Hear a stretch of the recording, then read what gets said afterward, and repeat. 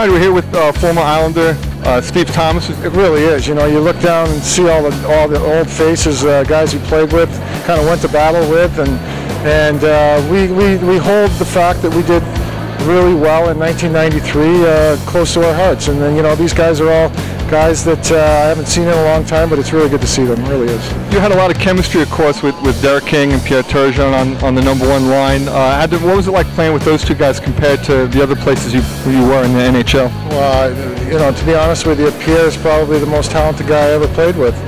I just tried to get open, and he put it on my tape, and a lot of times there was no goalie in the net, you know. So I remember how slick he was as a player, and Derek King as well. I mean, I couldn't have asked for better line mates. We're here with former Islander great Pierre Turgeon, and you know, he was unbelievable, and we just had a nice group of players, and coming here with Al Arbor as a coach and the coaching staff, and just the group we had here was just amazing. And those great memories that obviously in '93 you look back at what we did, and today looking at guys last night and coming back to see each other was fun, a lot of fun. You mentioned Al Arbor, and I know last time we spoke you mentioned how he made such an impact on your career. Yeah, he did. I mean, obviously, he's probably not probably he's the best coach I ever had, but I had many good coach also, and but I just learned a lot from him off the ice and on the ice, and as far as structure and when the time you didn't have the puck and things like that. So he was you know, the best coach I had, but at the same time he just gave the confidence that we had. He actually brought it in the locker room and gave us a lot of confidence every time we got on the ice, and really believed in what we were supposed to do out there, and we just had great years, so it was a lot of fun. Yeah, and you had a lot of your best years here on Long Island, and the '92-'93 team, which they're honoring tonight. I think they had 58 goals that year. You had a lot of great chemistry with Steve Thomas and Derek King that year.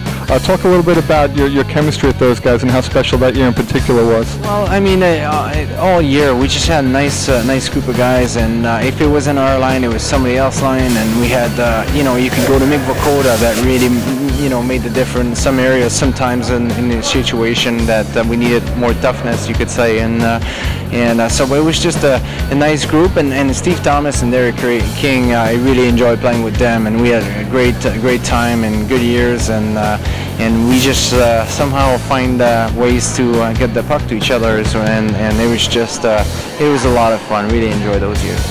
Okay, this is for the New York Islanders, and it is game time! Right here with former New York Islander first-round pick Brad Dalgarno. Having a purpose with the '92-'93 guys. I mean, it was such an important year for me. You know, I have so many great memories with all of them. So it's been, you know, for last night was crazy catching up on stories. Half of them I didn't remember, so I don't know what happened to me, but it was like reading a new book. It was great. Anyways. Well, I know when we spoke last, you had some stories about Kasparaitis, I know. The only stories I have are about Darius Kasparaitis. As he goes by. Every funny story I have. No, seriously, he was so enjoyable to just be around. Right. The enthusiasm he has for life. Some of it misguided, but some of that makes it more enjoyable. Now, you played your entire career for the Islanders, as you mentioned. Of course, the '92-'93 team was probably the most exciting team that you guys played on. Like far and away the best year. I think the best year for a lot of us, but certainly the best year I had as a player. On the same line every day, there was a consistency to it, you know, and we didn't really have the great success until, you know, second half it kind of all started to come together, but that year was fantastic just to have that sense of, I don't know, it was the first real year I felt at home, you know, it was great. Well, the team, like you said, experienced a lot of success that year. Is there anything in particular from that year that stands out? Of course, everyone remembers the hit on Turgeon in the playoffs, but were there any moments that year that stand out for you?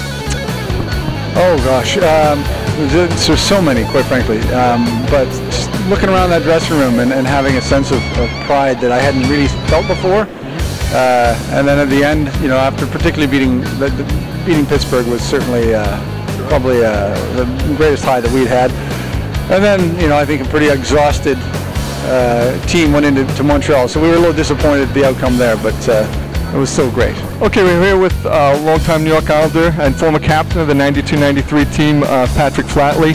Well, it was a team that was very close. We did a lot of things off the ice together as well as on the ice, and so I think I just remember the closeness of that team particularly.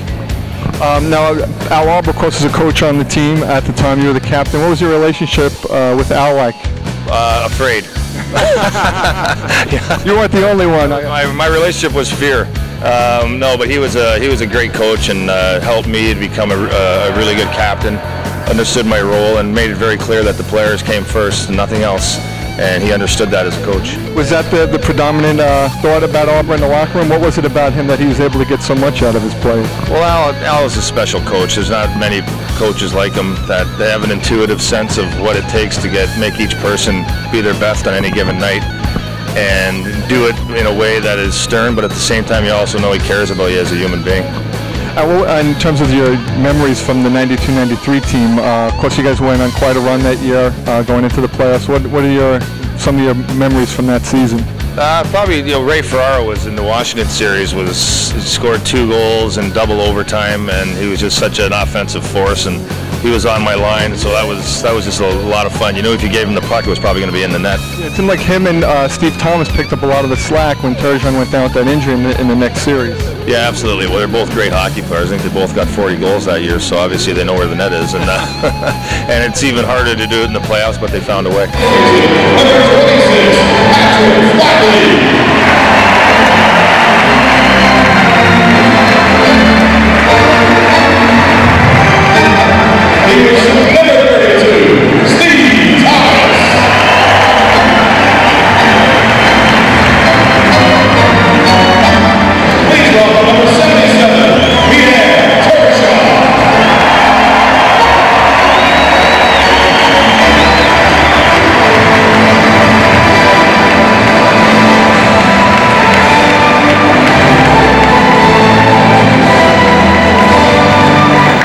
Very sorry I can't be there, fellas, but it's a great group, and the very best of all. And I remember very clearly, you guys were great. We didn't start off, we finished very strong. You guys have been an awful lot to me and to all our boys. The very best of you guys, and have a good time. Thank you very much.